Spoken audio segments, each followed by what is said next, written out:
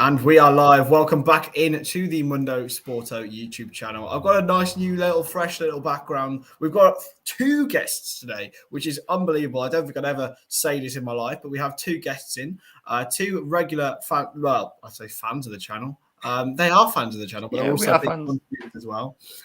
We've got James Poundland Paddy Barker. How are you, mate?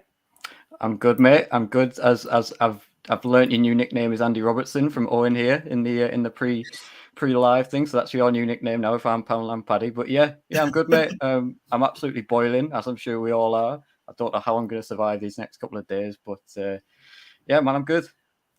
Yeah, brilliant. I'm sure it won't be as hot up in Middlesbrough as it is down south. Surely not. Surely it's Costa del Teesside, isn't it? It's the Costa Blanca up here. It's beautiful, man. Yeah, absolutely. And we have Chesney Hawks, otherwise known as Harry Kane's love child, also known as Owen. How are you, mate? Oh yeah, I'm very good, thanks, mate. Yes, great to make my second appearance on the channel. Thanks for getting me back on. Obviously, didn't do too badly if you want me back, but yeah, it's great to be here and looking forward to the stream. And we've got quite a bit to talk about, haven't we?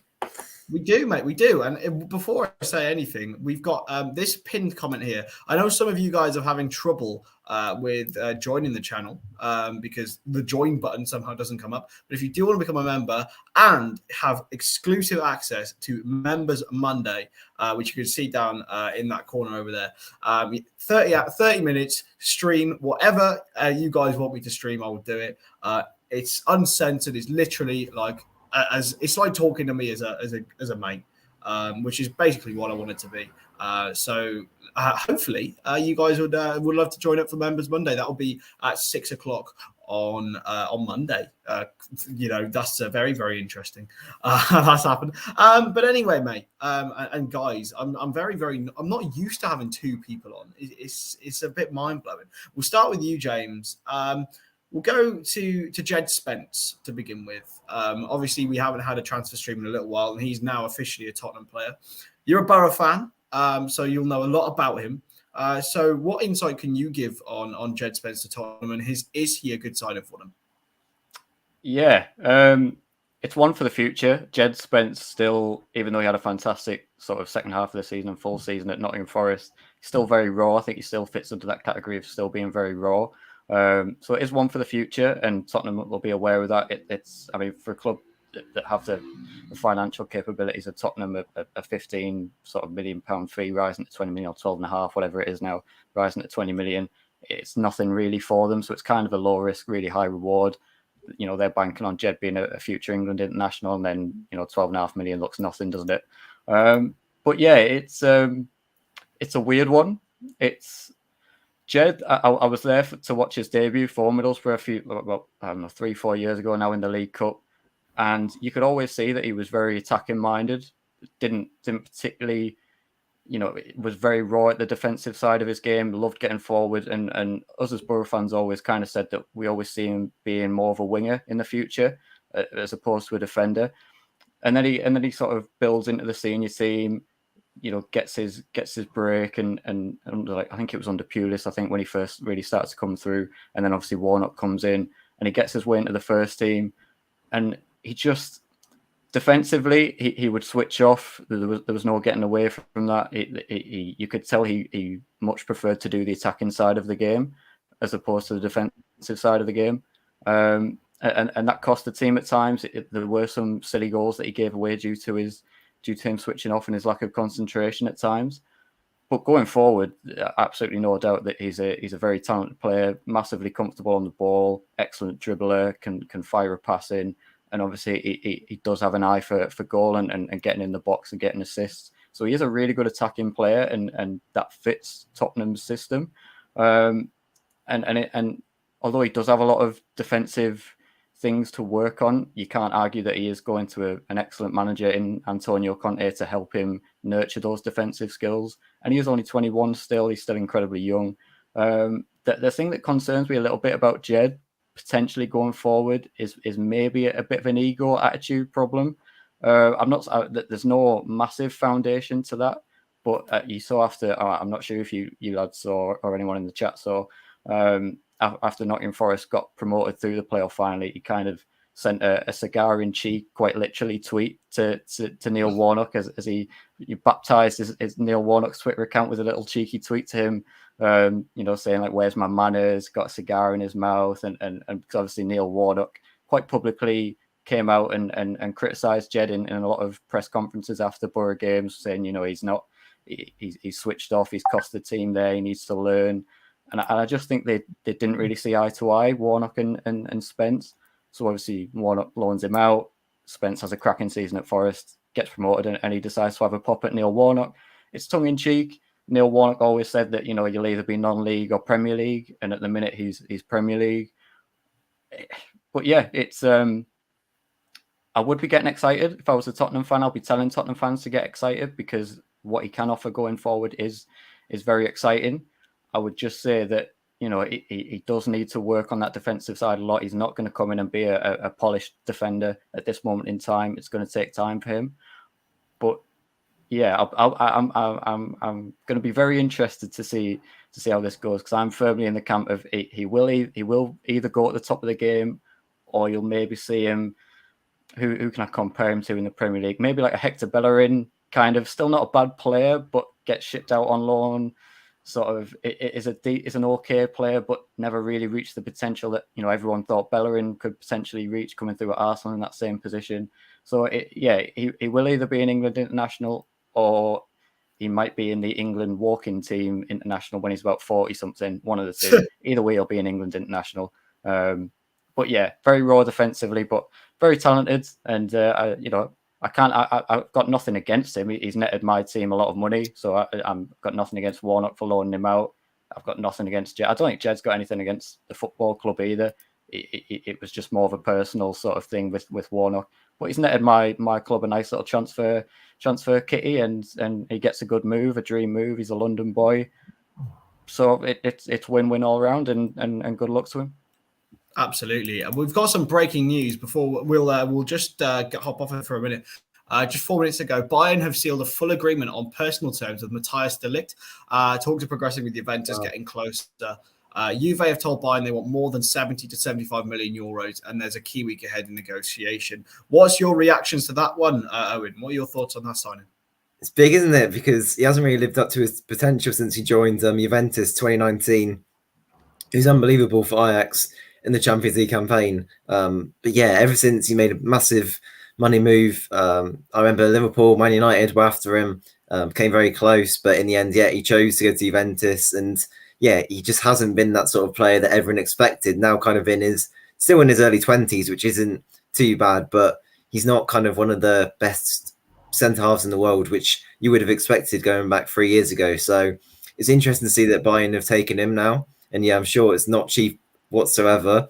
But yeah, I think Bayern Munich do need a centre-half, because Upamecano from RB Leipzig, he hasn't really lived up to the potential either. So there is kind of a bit of a shortage of world-class centre-halves, if you want to put it like that, around the world. But yeah, it's going to be a lot of money, and hopefully it can be like a fresh start for him, a chance to kind of put all the kind of last few years behind him, and go on to be that sort of centre-half that he was dubbed going back a few years back.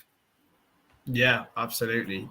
Great to see all of the members in. And if you do want to become a member as well, you can click on the pinned comment, the link, and then you can choose your tier. Because if you want to become a Mundo Sporto Ultra, you get access to the members at Monday streams. Paddy is not in here, Sam. I doubt it anyway. I'm not sure. He regularly. I think he'll be on his way back home now. But yeah, I watched the fight yesterday. He's come out of it, despite the fact he lost. I think a lot of people have just expressed their sort of their, I don't want to say gratitude, but it's sort of like he has come out of it a winner in his own way, lost 20 kg and wants to lose more. So fair enough to him, and hopefully he can come back fighting. What are your thoughts on de Ligt, James? What do you think he'll be a good arrival at Bayern Munich? I think so. I think Bayern Munich have a long history of producing and signing really good centre backs. De Ligt still, what is he, 22, I think, still. So he's still really young. Again, so much time for him to develop. And yet it feels like he's been around for a long time. It feels like we all expect him, like Owen was saying, to really have reached that sort of elite sort of global stage already. I think maybe I think this move will do him a world of good at a change of surroundings, a fresh start, a clean slate. He is going to have competition. There is, as Owen said, that you've got Upamecano there again. Is flattered to deceive at times, hasn't really nailed down that spot. You've got Lucas Hernandez there as well. So two good players, and again, Upamecano's still young; he can still get better. But yeah, I think like in Ajax's Champions League run, I think he was the envy of every sort of top club in the world. He was linked with every top club in the world at centre back. You could see why. He's big, he's powerful, he's good on the ball, can pass the ball. Every sort of modern club wants their centre backs in every position now to be able to play football. And he can, and I think he will get better. And I think he will still reach that level. I think this move will do him good. I just think he maybe needs to, and people need to remember that he is still only 22, and that he is going to still be quite raw at certain things. He's younger than me. It's ridiculous, really, when you think of it like that, and it does feel like he's been around for a lot longer than what he actually has been. I don't think he had an awful from well, not that I watched him every week, but hearing things and seeing reports and seeing stats and everything, it doesn't seem like he's had an absolutely woeful season in Serie A with Juventus. He's still got like an 89% accurate pass completion here as I'm looking. He's still got a pretty average rating of around about sort of a 6.8, 6.9, 7 out of 10 kind of rating. So it's not like I don't think he's been absolutely awful in Italy. It's just like Owen was saying, he just hasn't really kicked on to that level that we all thought he might have done. But there's still time. He's going to an excellent team in Bayern Munich. He's going to a better team than Juventus as well, in my opinion. So you should be better coaching, better standards potentially. And yeah, I think he'll fit the German style of football, the German league. I think he'll fit it, and I think he's got every chance of reaching that level that we all think he can do. Absolutely, I agree. I think there's plenty of time left for him, and to do what he has done at such a young age is still very commendable, I feel. Despite the fact he's not become, Van Dijk level, for example, and he's still got some very clear weaknesses to his game. I think he will be able to trump it and go further. Talking of centre-backs who have signed permanent deals, Mr. Cummings, Manchester United have today announced the signing of Lisandro Martinez from Ajax for £46 million. What are your thoughts on that signing? Because personally, there's been a lot of disrespect towards him just because of his height, and I'm not sure I quite understand it. It's quite a big price tag when you think about it. It depends which way. If you look at it kind of centre-back from Ajax, kind of quite unproven, you'd say, yeah, it's quite a dodgy signing, really. But at the same time, Ten Hag will have first-hand experience. And 46, if you kind of total it in today's market, when you're paying I expect De Ligt is sort of 70, 80 million pounds. 46 isn't too bad, I don't think. I think on the whole, it's kind of one piece of the jigsaw for United. They need numerous players to bring in. If they just brought him in alone, it would be nowhere near good enough. But look, they're bringing in Eriksen, they're bringing in Malacia. Who's the other guy as well? De Jong potentially still to come. So yeah, I think as long as it's not kind of the last transfer, I think it's good business from United. But if it's at the expense of bringing in the likes of De Jong or another forward, then I'm not entirely convinced by it. And yeah, I think if they bring him in, De Jong, keep Ronaldo, it will be a solid transfer window for United. Because I know their fans, they want to be challenging, and I think that's probably the bare minimum they need to do to be up there and challenging. Challenging for what? The league? Top 4? Top 6? Top 4. Top 10? Top 4, mate. I think it's a fantastic signing, if I'm being honest with you. Really like Martinez. And I think, although you want your centre-backs to be physically domineering, it's not a requirement. I think you want to have the attributes that Martinez has, the passing ability, his tackling ability, and even his ability in the air, which isn't that bad at all for someone. I think he's in the top 20% of centre-backs in the Eredivisie for aerial duels won. And let's not forget, Fabio Cannavaro won the Ballon d'Or, and he was a 5'9" centre back. So let's not forget that. I think it's a good signing, and it pains me to say it as a Liverpool fan, James. But what are your thoughts as a neutral? Yeah, I'm with you, Chris. I think it's an excellent signing. Talked a little bit about him on an earlier stream.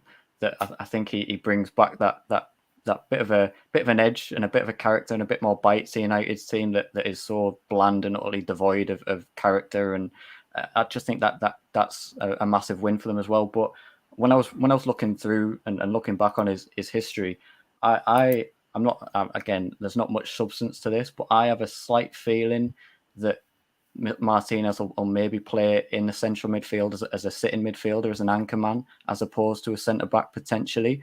The reason that I'm kind of swaying towards that is not just because you've got Varane and Maguire at centre back, and whatever you have to say about that, they are kind of, they do feel a little bit irreplaceable in the Man United team at centre back at this point, even though United fans probably won't want to hear that.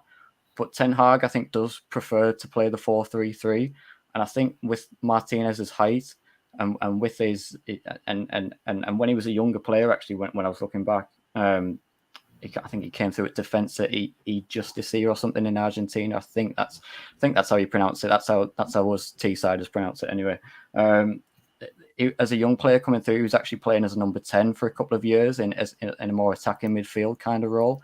And his youth coach kind of said that he did that because he could see his passing ability, his creative ability, his ability to dribble on the ball, and of how comfortable he was on the ball. And when you go and watch Lisandro Martinez on YouTube or whatever, however you get your highlights, you can see how he does look more of a central midfielder, in my opinion, the way he plays.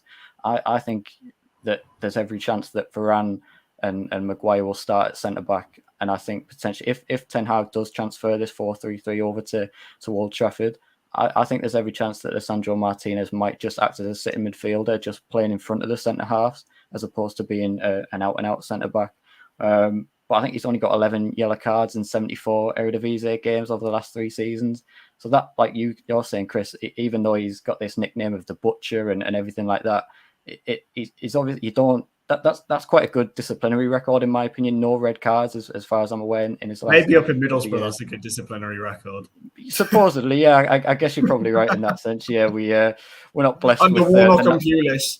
Yeah, we're not blessed with the nicest and sexiest systems over in Middlesbrough, but I think the disciplinary record is good for someone who quite clearly loves to get involved in a tackle. He's quite clearly not just a reckless player, he does it with skill and precision. So I think he's exactly what United need, whether it's a centre back or in a holding midfield player. But another character, someone who plays on the edge, and he's quite clearly a very talented player as well. Yeah, I agree. I personally feel like United would be wasting him at defensive midfield. I think he's played about 6 or 7 times there over his career at Ajax. And he's unproven in that position. And I think they're paying 46 million for Lisandro Martinez, the centre back. However, as James said, Owen, what on earth are they going to do with Varane and Maguire and even Victor Lindelof? Like, they've put how much money? 80 million in Maguire. How much for Lindelof? 50 was it? 40 to 50 million? A bit less than that, I think. Yeah. And then 35 million on Varane, but 350 grand a week. Plus, Varane's fine. Varane's fine. Come on, they don't. I know he had a bit of an off season last year, but come on, like United were absolutely nothing without Ramos. Sorry, he's finished, mate. He's nothing without Ramos. Nah, I don't agree with that. I think although last season he wasn't that good. United in general were just absolutely shit. What are they going to do? What are they going to do with Martinez? Is he going to start at centre back? Is he going to play in defensive midfield, or will Varane and Maguire and Lindelof had something to say about it? I think you start Varane and Martinez next to each other, and try and create that sort of bond, that connection there, that partnership. I think that's something United have been missing really over the last ever since Ferguson left. It's kind of that's been the case. You've seen Rio Ferdinand, Vidic leave, and then after that, they kind of switch in centre halves. I think all the top teams now, if you look at Liverpool, Manchester City, Chelsea not so much, but Liverpool, you got Van Dijk and Matip or Kanate, solid centre halves who know what they're getting with each other. City, you got Diaz, Laporte. It works a lot better that way, and I think you just want to keep it as simple as you can at this stage under Ten Hag, and that's what he's going to try and do, I think. So it's a good point. But then how can you, what I will counter that with is, how can you have an 80 million centre-back who's a captain on the bench? Well, he's terrible, isn't he? Harry Maguire is shocking. He's shocking. Like, everyone's saying it on Twitter. Everyone is saying it in the media. You're an absolute idiot if you think Harry Maguire is a good player. And that's not even being harsh. He's absolutely shocking. The only reason he's in the England team is because of Gareth Southgate, and everyone knows that. So, yeah, I think Harry Maguire, they need to just bench him or just find a way to get him out of that football club as soon as they can. James isn't the only one who supports England here. What do you think that's the case with Harry Maguire? Is he only in there because of Gareth Southgate? Or personally, again, from a non-biased background, I have nothing against United. I've got nothing really. I actually like Southgate. He's a bit of a Borough legend, so maybe I'm a bit biased towards Southgate. But I actually look at it from the viewpoint that when Maguire has played for England, I think he's played well, and I think that's been the common consensus that for whatever reason Maguire plays well for. I mean, just look at the Euros. I mean, conceded the least amount of goals, that England team in that competition, and Maguire was a massive part of that. I think he played well every single game practically. He looks so much of a better player. I'm not saying he looks an £80 million player, because he's not, and he doesn't look an £80 million centre back playing for England, but he looks a hell of a lot better centre back playing for England than he does for Man United, and that's been, at least in my opinion, that's been the question as to why he can't play like he does for England the way he does for United. But again, it's like what you're saying, Chris. I don't, at this moment in time, he's the captain, so to all of a sudden to just, I don't know, to just bench the captain and just sort of say, well, I don't know, I can't see it. I just can't see it. I think you're right, Owen. He is shit. He is shit for United. And in an ideal world, United would just can him onto the bench or try and flog him back to Leicester for a £10 sort of M&S voucher or something. But they just can't. I just don't see how they can. I mean, over time, it might be a gradual process where they gradually sort of wean him out of the team. But I think first game of the season, I think it's Maguire's captain and he's playing alongside Rafa Varane, and I think Martinez is sitting in front, or it's Martinez and Harry Maguire. But again, I don't think Varane's done enough to say, right, you're at the team now, Maguire, and it's the Varane and Martinez show. I think Varane, again, flattered to deceive a little bit, was better than Maguire, but I don't think he did enough to sort of kick Maguire straight out the team while they brought Martinez in. I don't know. It's a tough one. It's Man United, so anything goes, anything could happen, I suppose. But it depends how Ten Hag sees it as well. How ruthless is Ten Hag going to be? It's an interesting one. I see both points. Why is he being kept as captain though? That's what I don't understand. It's like they've got no leaders. Opportunity. The only other alternative is Ronaldo, right? And he clearly doesn't want to be there. So who else do you have after that? David De Gea is probably the next best one. But for me, I hate goalkeeper captaincy. McTominay. McTominay? That's even worse, mate. That's even worse. The club, since he's a youngster, he's all right. I think McTominay is. I think Fred's absolutely shocking, but McTominay, he's average. Okay. McTominay wouldn't get into any other top four or any other serious team at the top end of the table for me. So for that reason, I think to put him as captain, I mean, United standards have dwindled a little bit, but that would be a new law, surely. Just realised, guys, I haven't had my mic plugged in the whole time, so I've actually sounded like an absolute clown this whole time. Whereas now I'm back. I can hear you perfectly fine, mate. I know, but I'm back properly now. I probably sound a little bit crisper. All right, a little bit crisper and nice. I've been speaking into a mic that doesn't exist. There's always a technical problem on Mundo Sporto. You have to expect this, all right? Anyway, Phil Jones. Jen thinks it should be the Man United captain. Pink boots. He's got those pink boots on. Absolutely love it. Chris, are you avoiding the comment about the boxing here? What's this? about you potentially going into the ring? If there's enough zeros on the contract, I'll do it. Oh no! Is it not even like? Has it not like picked up the audio properly? No, it is. It is. It should be a little bit better. It should be a little bit better. But anyway, so moving on then. More Manchester United news. Frankie De Jong. He has apparently, you know, this is the saga of Frankie De Jong. This is the saga of the summer for me. So Barcelona don't want him. They refused him to on the preseason tour, even though he's still gone on the preseason tour. Man United really want him. He really doesn't want Man United. And now Bayern Munich seem to be the only sort of viable alternative. They've obviously brought in, well, are looking to bring in De Ligt, and to potentially bring in De Jong would reunite the two. I don't know, guys. What do you think? What will actually happen with De Jong, Owen? I think he'll stay at Barcelona, you know. I think he really? will. I can see it happening. I can see it happening, though, because I think, yeah, I don't know. It's a really, really weird one, isn't it? Because in the end, ultimately, it might come down to Barcelona just saying, look, just leave, which they're already kind of doing, but it might get a lot more kind of aggressive if financially they need the money. And everyone knows the state Barcelona are in right now. So I don't know. It's the way Barcelona play it. If they play it like that and get more aggressive about it, because they're going to have to at some stage if he doesn't want to leave. So I think, yeah, he could definitely go to United. I think United are willing to pay the money. And you've seen that already this transfer window when they've already made a few big money signings. So, yeah, look, I think it could go any way, really. And it kind of, I don't know, it kind of reminds me of Thiago going back a few years where it goes on and on to the point where you're just like, just get the deal done or don't. And yeah, it's very frustrating, I think, for United fans as well, because if he is to come in, then you wanted to have him for that preseason tour. You want to have him in the squad. You don't want to bring him in after the first game or kind of later on. So I think you just want to get the business done as soon as possible. So it's going to be very frustrating for them for sure. James, as a Man United, if you were put yourself in the shoes of a Manchester United fan now, would you want a player who doesn't want to play for you this much? No. But I mean, it's never a good sign when I think you quite literally, if United want him, I think they're quite literally going to have to go and kidnap him.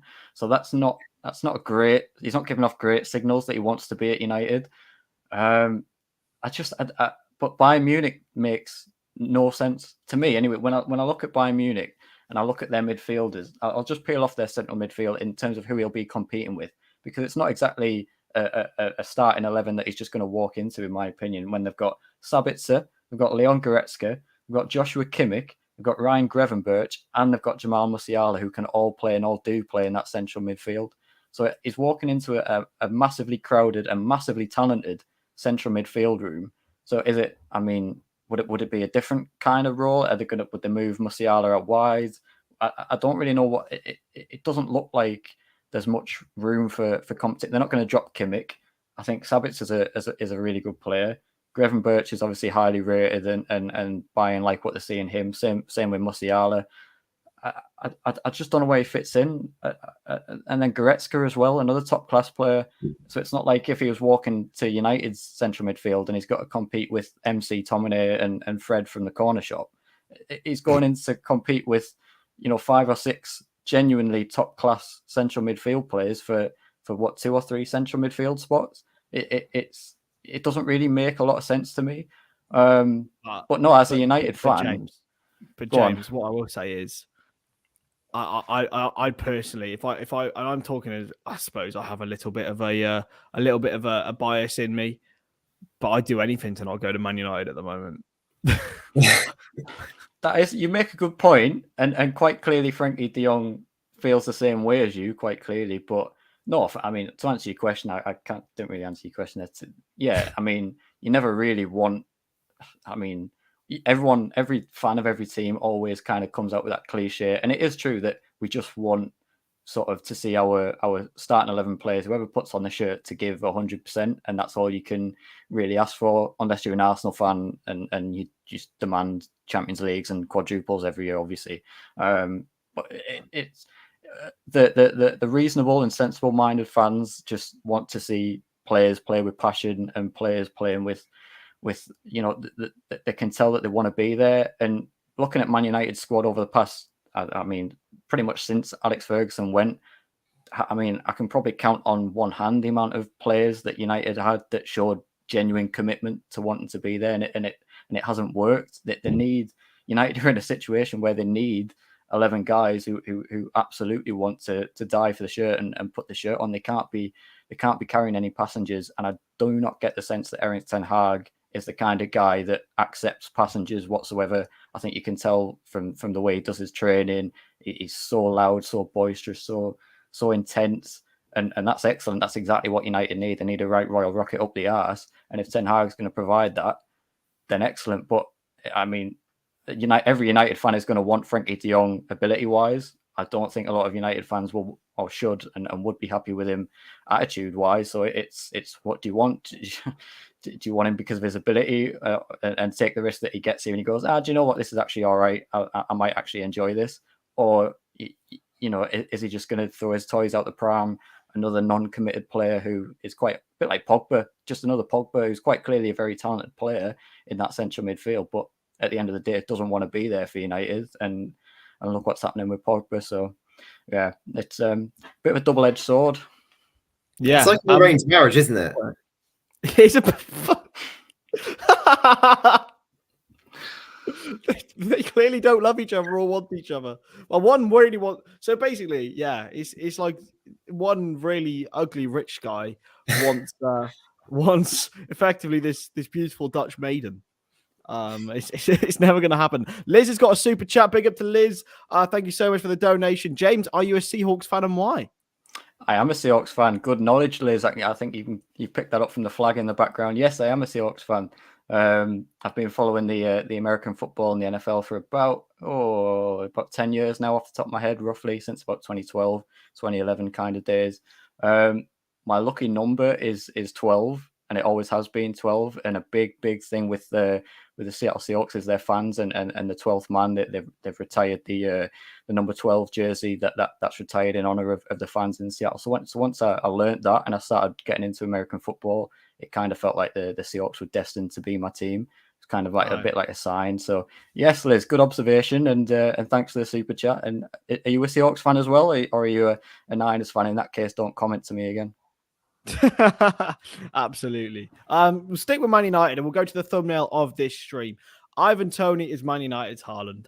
Now I might have been fishing a little bit there. I might have been just waiting for a little bit of bait.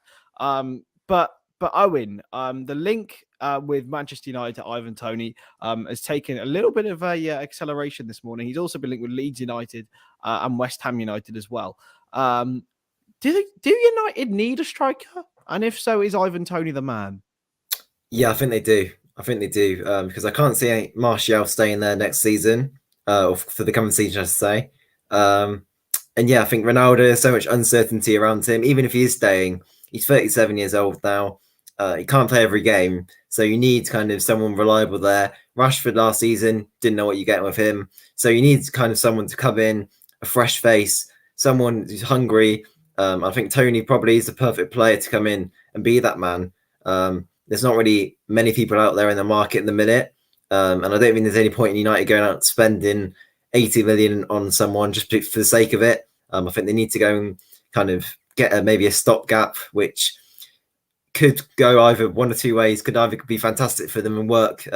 He's young. Well, what age is he? Is he like 26? 26 years old. Yeah, 26. He's 27 in March. So yeah, I think he probably would be like the perfect player who you can bring in. Will always be there. Will always do a job, but you've got him for the long term. And yeah, you can always bring in a star striker next season when Ronaldo does inevitably leave. Yeah, I mean, Toney got 12 goals in the Premier League last season, James. But one thing that really impressed me, because having not seen loads of him, I thought he was just the goal scorer, but I was really impressed with his all-around play in the Premier League last season. And I was actually an advocate of him coming to Liverpool this summer. Obviously, I'm very, very happy with Darwin. But what would your thoughts be if Toney made his way to Old Trafford? Owen's just alluded to it, and we've just alluded to it in the previous conversation. It's about people who want to be there at this point for United as well as good players. I don't think you find a striker that works harder, maybe other than Harry Kane in the Premier League than Ivan Toney. His work rate's phenomenal. He's not just running around like a headless chicken, though. He's always looking to affect each individual kind of phase of the game in the best way that he can. He's really selfless, which a lot of people kind of misunderstood, I think, got the wrong sort of interpretation of Toney being a bit of a selfish player. I think he's really, really selfless and does a lot of hard work for the team. But it's not a Hollywood name. And if you'd have told United fans 3-4 years ago that Ivan Toney was going to be playing up front for them, I think we would have all, woke up in a cold sweat. But I saw a lot of him during his time at Peterborough and then Brentford, being a Borough fan in the Championship and the Football League. You could always see that he was a class player. He scored more sort of spectacular goals in the EFL. I think the majority of his goals in the Premier League were more sort of like poacher, kind of in the box, all good goals, and obviously the penalties are penalties. But obviously that's because you get a lot more time on the ball, a lot more, the standards obviously weaker in the EFL. That goes without saying. But yeah, it's an Eric Ten Hag player. If United are wanting players and they do need players who are going to be committed to the cause and giving everything for the badge, and it helps that he's a quite obviously a talented striker as well, who knows where the back of the net is, then there's not many better out there than Ivan Toney. And do you know what? United have just been far too soft up top for too many years now. I mean, I think when when myself and all of us here growing up, we think back to big, physical strikers like Berbatov, Van Nistelrooy, Rooney. I mean, the list goes on. United have always seemed to have a big sort of, they weren't a soft touch up front. They were all had sort of not bullies, but physical strikers and strikers that were really hard to get the ball off.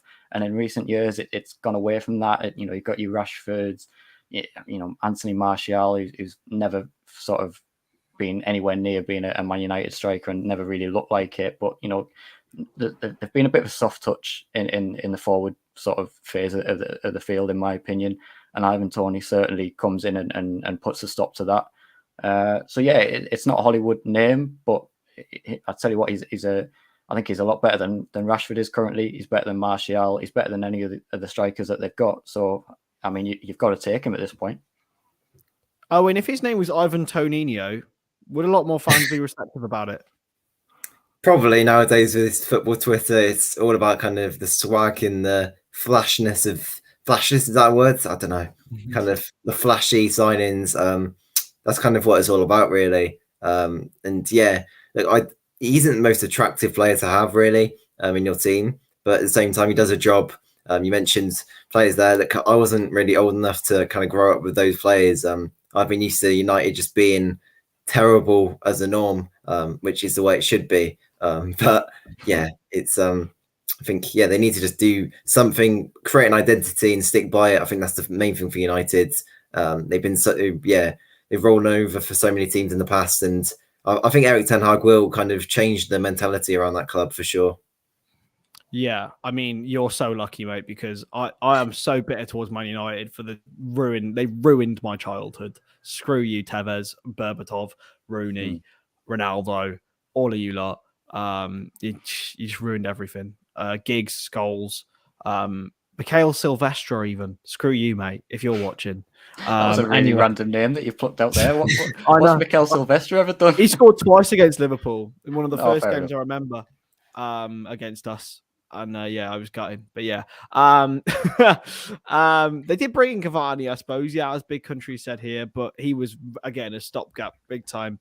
What alternatives, James, are there to Ivan Toney for Manchester United, and what alternatives are there for Ivan Toney to Manchester United? Because, as I mentioned, West Ham, Leeds, and I can't remember some other clubs as well have been linked with him. But would United be his best destination? I mean, there's not many football clubs. Again, I've spoken a little bit about Man United being the sporting institution that they are, and they still are, as much as we banter them and have a go at them, and rightly so, and rightly so for you lads. They still are a massive sporting institution, and there's not many of those kind of clubs that, like, say, if Ivan Toney signs for Man United tomorrow, he's starting week one. He's their striker. He's going to get in over the team over Rashford. I don't think Martial is going to be there by the time the season rolls around, in my opinion. And then what we don't really know what's happening with Ronaldo, but he's probably not going to be there.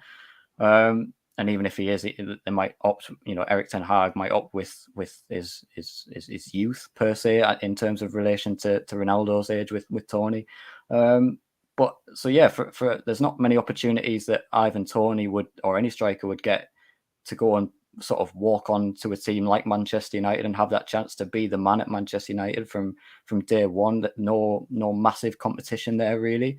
So he's got a massive opportunity, and I think that would be attractive to Ivan Toney and attractive to a lot of players in world football. And in terms of the alternatives, I mean, like you say, Chris, it doesn't really. The striker market feels awfully thin at the minute, other than Lewandowski. That's not going to happen for United. He's gone to Barcelona. Other than that, I mean, who is there really out there on the market that is being made available? And again, it's just one of those positions that's so hard to pry the good strikers away from other good teams, because they don't want to sell them to you. So it's I mean, what I can't think of anyone who would come in for United, and it's so been bleak. swooped up. If you think about it, James, like Haaland's gone, Nunes, and another one, Alvarez. Went there, and there goes my Wi-Fi as well. I think Ivan Toney is genuinely probably the best striker around on the market, and that says a lot. Yeah, I can't think of any names really off the top of my head, unless you want to go and find a hidden gem. Obviously, they've got that young Ajax lad, haven't they? That Brian Brobby, I think, that they've signed as well. But that obviously reeks of one for the future as well. You'd be putting a lot on his shoulders to go and play at this point early in his career with such little senior experience. But yeah, I mean, I think strikers wise, I think they would be wise to go in for someone like a Jared Bowen. I think he would suit Man United. But West Ham, they're on a massive upward trajectory. They've got no interest in selling a Declan Rice or a Jared Bowen or any of these kind of players that they're looking to build around. But yeah, it's just such a thin market, such a hard market in general. But like you say, United aren't the attractive commodity that they once were. They still are a commodity, but not as attractive. So Ivan Toney at 12 goals in the Premier League last season, unfortunately for United fans, that's the kind of, not the standard, because he is a good player, but that's the kind of players that you're now going to have to be sort of recruiting niche little signings to sort of get you to a point where you can attract these big names. Again, certainly up at the front end of the pitch anyway. But yeah, Chris, I agree with you, mate. I think Ivan Toney's the best that they can probably get at this point. Yeah, absolutely. More of you in the chat now, so check the pinned comment to make sure you join up on Members Monday, which is starting tomorrow. 30-minute streams, and yeah, it's going to be really, really fun. Owen, going up to you next, because a Liverpool transfer is just about to happen very, very soon. Ben Davis is being linked by Paul Joyce, who is Mr. Reliable, to a £4 million move to Rangers. Tell me your thoughts. I'm absolutely gutted, to be honest. Yeah, he's an unbelievable player for the club. We'll miss him greatly. Come on. It's absolutely fantastic business, isn't it? When you look at it, 4 million we're selling him for, 1.6 we bought him for. What can you say? It's unbelievable, isn't it? Fantastic. I mean, the initial fee was 500k, and I'm pretty sure we haven't paid any of the add-ons, right? Yeah, that is true actually. So I read it was 1.6 earlier, but I don't know exactly how the deal was structured. So yeah, they're waffling, those guys, but yeah, I think if we probably do a good job at Rangers, he did well at Sheffield United, to be fair to him. But yeah, he's never going to be a starting Liverpool centre half. Never was going to be after that injury crisis, and he couldn't even come in then. So it kind of shows how much of a not disappointment, but kind of underwhelming player he was for the club. And yeah. He's kind of want to forget about this time at Anfield very quickly, unfortunately for him. See, I don't know, right? But like, he's picked up 60k a week at Liverpool, signed himself a 5-year contract. I think he'll have a great time with looking at his bank account, James. But football-wise, a move to Rangers. I mean, Celtic were very, very close to actually signing him, so I'm sure Rangers will be happy to get one over on their rivals there. Yeah, he's not done badly for himself, really, has he? He's going to be one of those cult players that not the streets won't forget players, but because he hasn't done anything, but one of those kind of cult players that we all look back on and go, do you remember Ben Davies at Liverpool? Like, it's going to be one of those, isn't it? But again, I saw Ben Davies as a Championship fan when he was at Preston. He is at that level. You could see why he got the move. Always question marks whether he would actually get into Liverpool's team, but 4 million seemed a fair bit of business. He was excellent in the Championship when you signed him from Preston. Undoubtedly one of the best centre-backs in the Championship. Excellent on the ball, excellent passer. Again, another one of these kind of central midfield players who play centre-back nowadays. They're that good on the ball.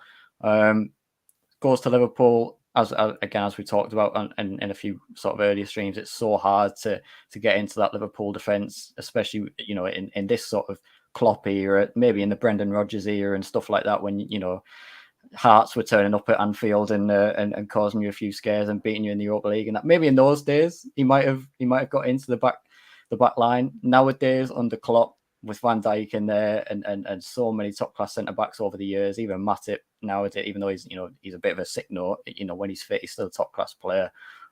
It's so hard to get in as a centre back in Liverpool's team. So it was you never really got the sense that he would actually become an established player. It was always maybe just a good squad player, and it turns out he hasn't even really beaten that. So, but as you say, Chris, 60 grand a week, he's laughing all the way to the bank, and with Rangers now moving on from Calvin Bassey, which is another excellent bit of business. They signed that Bassey for about £200,000 and have sold him at 25 million to Ajax, it seems.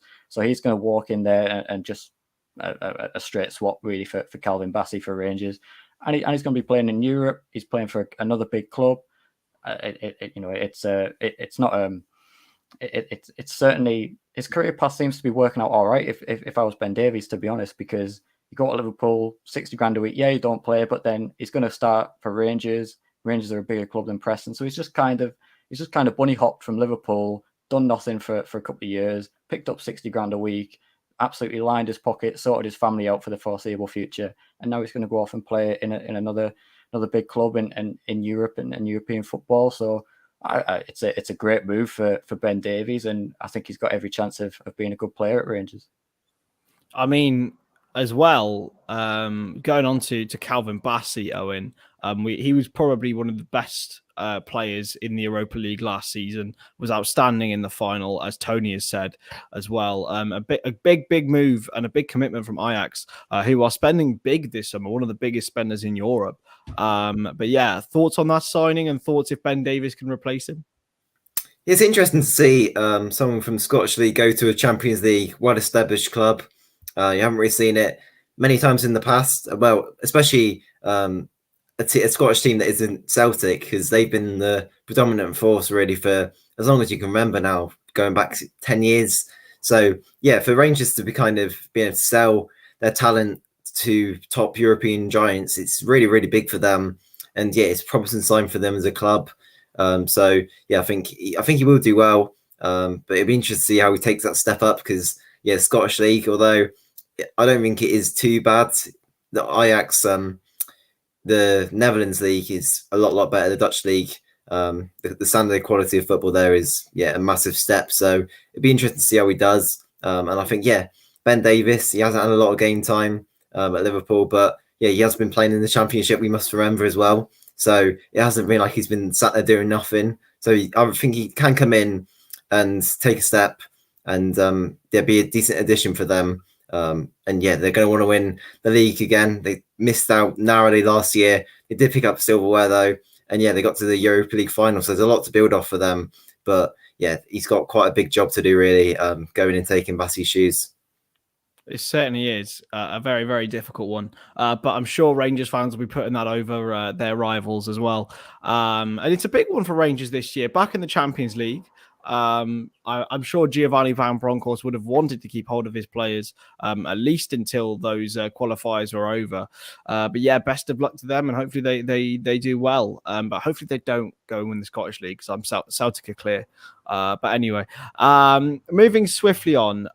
So we'll go on to some questions from the chat if you guys want to put some in as well. I know I can see Tony in the chat who's been commenting all the way through as a Newcastle fan.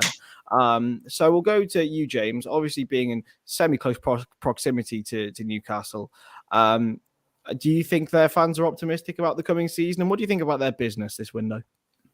Look, if my team had just been bought for the money that Newcastle's been bought, I can't hold anything against them from being optimistic.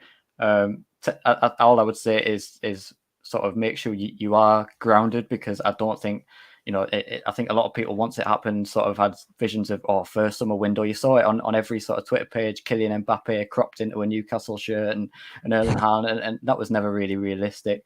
That's going to take time. You may attract those kind of players in the future, but it's going to take time. And I think this year, I think you've got to always look to build on your previous season. I think if Newcastle finish in that kind of 10th spot, pushing into maybe the top half, it would be wrong to say, right, let's just go and get European football now, because I don't think their squad is capable of being in the top 6, top 7 at this point. But they brought in Sven Botman, who's a very good player. They've got Bruno Guimaraes, who looks a really talented player. Joe Linton's had a bit of a revival, who was kind of going on his way to being quite an expensive flop. He's had a revival. He looks a decent player now. And they need a striker. They need help up top. Obviously, Callum Wilson's battling his sort of career-long battle with injuries that he always seems to pick up. But when he's fit, he's undoubtedly a decent player. But yeah, it's a fair play to them, because I don't particularly like them as a club. With being rivals, it's the same with you and United and Everton and everything like that. That's why football's brilliant, isn't it? But fair play to them. They are committed. They are loyal. The football fans up in the northeast. Even I might be biased, and I am biased for saying that, but I think the football fans up in the northeast are arguably the best football fans in the country, in my opinion. So loyal, so hard, so blue collar. And just stick with the football teams, often through absolutely shit and dire football. But it's looking up for them and the Saudi owners that they've got now. Although I don't particularly agree with, all the political stuff, should we say, coming out of Saudi Arabia. That's a whole different argument for a whole different day. But it does seem like they're not just going to invest in the football team. They are looking to sort of put up roots, if that's the kind of way to describe it, in sort of the local areas and improve the sort of general northeast and Newcastle region and invest in the region as well as the football club. So that's got to be commended. And yeah, they've been through a lot of dire times. Sort of same with all of us in the northeast. They have had that taste of Champions League football in the earlier years, and they'll be hoping that these new owners can take them back there. And you know what? If they do, fair play to them. There's nothing little old Middlesbrough and Sunderland can do about it now. It's happened. We've just got to live with it. And all we will say is it's great ammunition if it doesn't work and they don't get to the Champions League. It's great ammunition for us Borough and Sunderland supporters. But yeah, Matt, I've got nothing against the fans and for wanting to be optimistic. If, like I said, if my football club had been bought like that, I'd be aiming for the stars and having dreams of the top as well. So fair play to them. They've earned it. They've waited long enough for proper investment into the football club, not just a business cycle from Mike Ashley and not really investing in his money into the club and just sort of those whole Johan Kabay type signings where he just runs it like a business, not really investing that much. They're going to see some proper investment now, and fair play to them, but it will be funny if it doesn't quite work. Absolutely. I mean, Owen, a lot of comparisons always are going to be made with Newcastle and Manchester City. What I will say is now, I think Man City and the owners have found the perfect sort of gap of time in order to put their money in and to climb up the league. Liverpool were on a downward spiral. Chelsea were just always changing managers. Manchester United had an aging squad. Arsenal weren't spending money at all at the time. Man City found the perfect time. Now it's going to be very, very difficult, I feel, for Newcastle to break into that top sort of 6, 7, 8, because there's so many teams investing and pushing up. And despite the fact they have so much money, I think it's going to take them a long time in order to get up to that level. Yeah, I think top 8 will be hard. Will be easy. Sorry, I think top 8 they'll be managed to do without a doubt. A couple of seasons, maybe even next season, because I think they finished around mid-table. So that second half of the season buzz may have carried them through, but still they brought some great signings. And yeah, I think if they're investing sensibly, I think that's what I like about it, and that's what makes them likable. I think when they had that investment come in, a lot of people saying, "Oh, they're going to be this really unlikable club now." But they're bringing in Botman, who he's a great young centre half from Lille. A lot of top clubs linked to him, so I think he's building for the future. They're building for the future there with him, and Nick Pope even I think is a smart signing. England international. So yeah, I think they're going about it in the right way, in the right manner, and yeah, I think it's going to be hard for them to break their top 6 because all those clubs are so kind of established and well known already around the world, bringing in such revenue. And yeah, their owners, although some of them like to moan about who they've got in charge, but they are ultimately spenders and they spend loads and loads of money. So yeah, I think Newcastle is going to be a waiting game really, rather than a kind of a rush, and everything's not going to happen maybe as quickly as some people would have liked. Yeah, I'd say it's probably the hardest era to ever establish yourself as a super club. There's so much money in the Premier League now, so many top players, elite managers. Like you're seeing a real top manager in Thomas Tuchel almost struggle, trying to break through. Like you've got now Antonio Conte just scraping into 4th. Like there's a lot of top managers, top players in this league. Whereas I feel like maybe 10 to 15 years ago, there was that in abundance at the very top. But I mean, that very top was more 2 or 3 clubs rather than 6. And then the chasing pack one is good. I mean, we look at Aston Villa, look at Brighton, you look at Leicester, who finished 5th twice in a row, West Ham. I mean, there's going to be a lot of clubs going to get disappointed this season. In the Premier League predictions video that we're going to do, which I don't know when we're going to do it really, just debating the best time of it. But yeah, when we do that, I think it's going to be really, really interesting. So yeah, we'll move swiftly on, and we'll get some questions. If you guys can get some questions in for us for the last 5 minutes. Marcus said, "Who will finish bottom of the league, and why will it be Everton?" I don't think they'll be bottom. I think Bournemouth are absolutely rooted to that position. What are your thoughts on that, Owen? Yeah, I think Bournemouth definitely get relegated. They haven't really invested much. Solanke, I don't know how it's going to go. I think I've got a funny feeling it's going to go very miserably for him, just because the Championship to Premier League, the defence is a massive step up, and he's been getting a lot of kind of same with Mitrovic really. I think Fulham could definitely be another club who are in danger. Haven't really invested, and yeah, ultimately a bit of a yo-yo club, up and down from the Championship. So I think Bournemouth definitely down, Fulham probably as well, and then Everton. It could be. They haven't invested really. Tarkowski, I think he's an all right signing. Maxwell Cornet's been linked, hasn't he? From Burnley. Yeah, he's got 100% relegation record, isn't it? It's like Frank Lampard's going to want to come in, establish his style of play. How he wanted to play at Chelsea. He has real high standards in that sense. So yeah, I think kind of doing that at Everton, it's not going to be really possible. And Everton aren't going to have the support that they had for the entirety of the second half of last season. So they're going to have to find their own motivation, and it's just whether they can do that or not, really, isn't it? Yeah, absolutely. James, if you could play for any club in any position in any era, where would you play, and who would it be for? It'd have to be for Middlesbrough. Well, I don't know. Do you know what? No, I won't say Middlesbrough. I won't be biased, even though it would be a dream. I think it would have to be the Barcelona squad of the sort of maybe 2011, kind of 2012. When was the Champions League final? They beat United. 2011, yeah. 2011. In 2009, they beat United. And they did 09 as well. Yeah. That kind of era of that Barcelona squad, I think, is the best team that is. Do I say ever been? I think certainly in European football, that team that was just unbelievable. The way they took Man United apart in that final at Wembley was. They just completely outclassed a really good Man United team as well. There were no pushovers either. So it would have to be one of those unbelievable, legendary Barca squads, whether it was from that era or the Ronaldinho era or something like that. It would have to be that. It's a good question. That where would you play? What position? Or next to Messi up front, got to be. All right. Yeah, that'd be that certainly it show how good Messi is if you could get some goals from James. It'd be easy.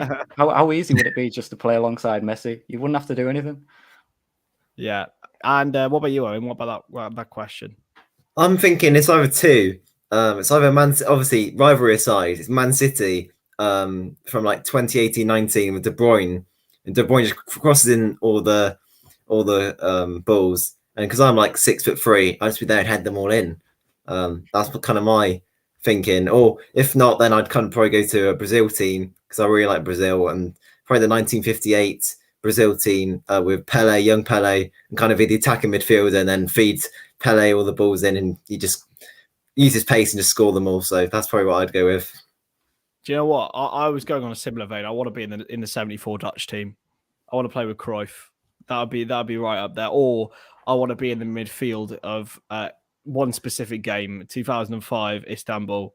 That there is no that right in that midfield. I reckon I could take up Didi Haman's position because he's a knobhead. So yeah, that's probably the best way he's going to be done.